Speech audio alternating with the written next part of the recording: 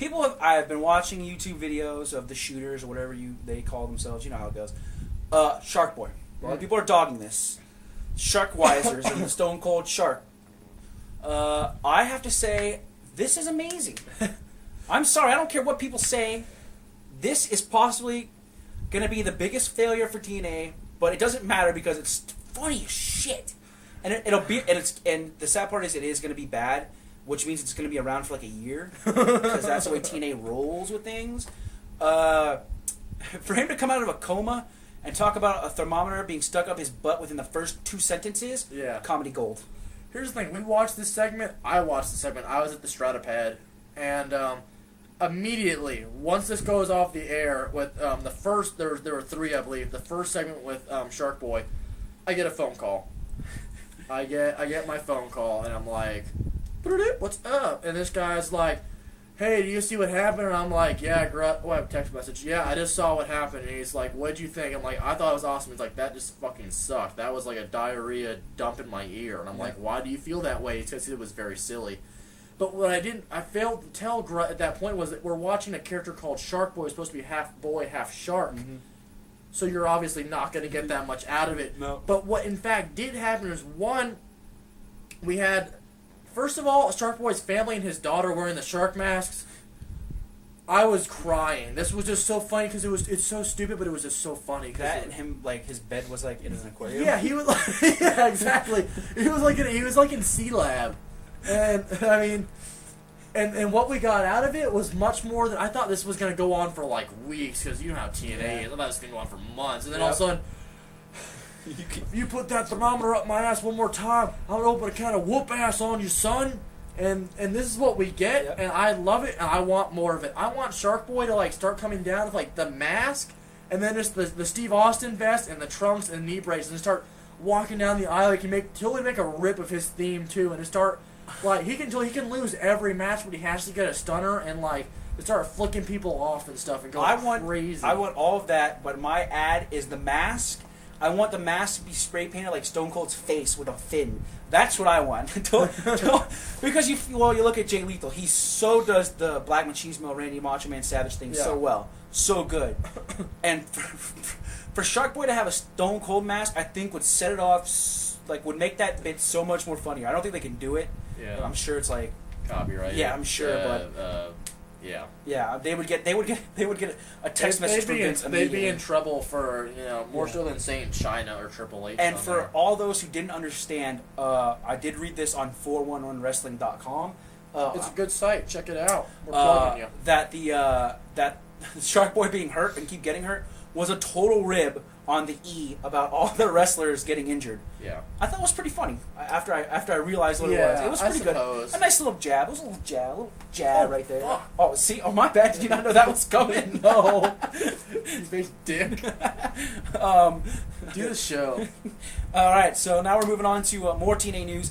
At Impact, we're just going to talk about the Impact, the Sharkboy, and the main event. It was a triple threat. Cage, Styles, Joe. Winner gets #1 contender.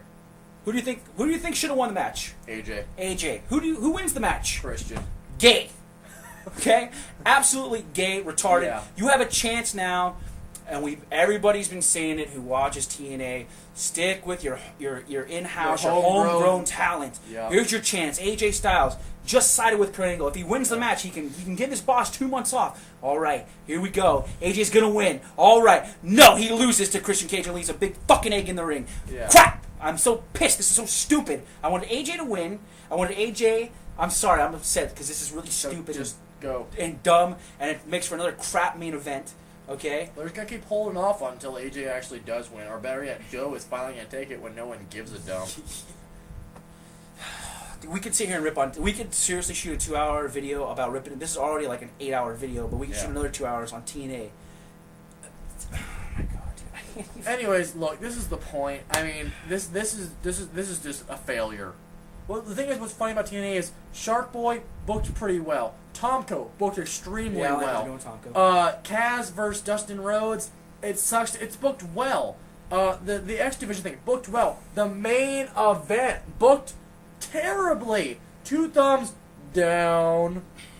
I want to talk to Samson. So we'll just have to wait and see. I will tell you this, which makes no sense. We just read it before we started taping. They are building this pay-per-view around the barbed wire massacre match, and we did read on once again 411wrestling.com that they have South Carolina agreed to let them do that match in South Carolina. Well, now the board has decided to X that idea, and they will be taping that tomorrow night in Orlando. So it's going to be. If you live in the Orlando or Greater area and you want to see a free pay-per-view match, not like you don't normally if you go to the Impact Zone, check it out. Yeah, it's going to probably be good. We did see the Sabu Abyss match; was amazing. Yeah, but my thing was that's a story to tell later. Yeah. There's a lot of junk in that match. Dude, we're going to have to do a shoot video where we can sit down of water.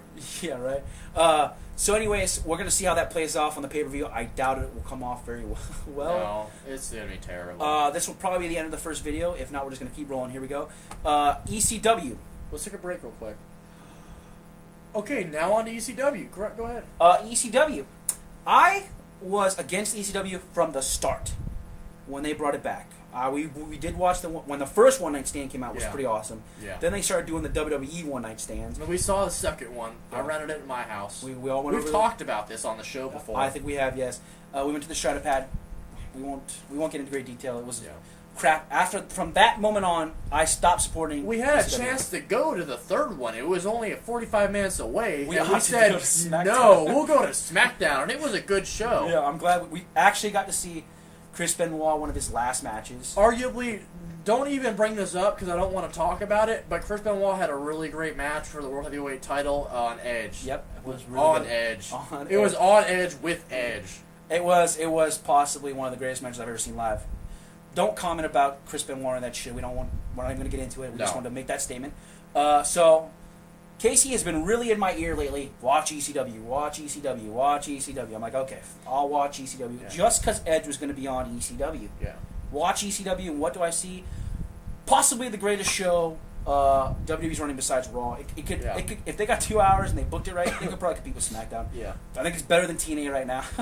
It's sad because, I mean, it's not that great of a show, but it's entertaining wrestling. And they really, this show has a lot of heart. I mean, you've got probably the best commentators out of the whole, now that JBL's off the commentary booth. You've got CM Punk, who, there are a lot of problems with ECW, which I'm going to go into at a later date, because I watch ECW every week. Mm-hmm. And I think that surprisingly, Punk still doesn't even get, I mean, he's way over, but people don't pop for him. I don't understand. I mean, I think, there's another thing. The WWE crowds, when we went to SmackDown, I mean, it was pretty lively, but if you remember when they were in North Carolina for when this whole Ric Flair thing started off, worst crowd ever. Yeah, it was pretty bad. And the subsequent, even in Jericho was in Lauderdale, so it was pretty decent, and the weeks after that were still really bad. WWE crowds suck ass. They're terrible. Go to a TNA live event, and you will see what being in a live crowd is all about. Yeah, or an ROH. We've watched, like we said, we just bought our tickets to ROH. Yep. Bought both nights. We're going to be there. Dude, if you're going to be there, hook up with us. Not sexually, but hook up with us to be friends. We'll tailgate. We'll do something cool. We'll definitely do something cool. I'll probably hit up autograph. I'll sign your shirt. BK Lounges or something. I'll sign your shirt. And if you're going to be there during the Austin Aries match, you have to yell out back rake. Yeah. Long story, but you have to yell out back rake. We'll tell all these stories at the end of this, and we're going to make a shoot video. We have to. We're I have to making make a a shoot video.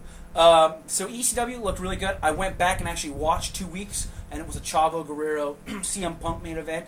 They work really good in the ring together. I like him. Yeah. I think CM Punk being in the ring with Chavo is going to help CM Punk even that much more, because Chavo really is he's a Guerrero. He's a good wrestler. Yeah. It's in the name. Okay. Means warrior. Means warrior.